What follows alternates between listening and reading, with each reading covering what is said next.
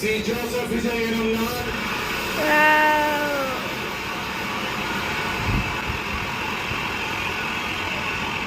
சட்டப்படி அமைக்கப்பெற்ற இந்திய அரசியல் அமைப்பின்பால் உண்மையான நம்பிக்கையும் மாறா பற்றும் கொண்டிருப்பேன் என்றும் இந்திய நாட்டின் ஒப்பில்லாத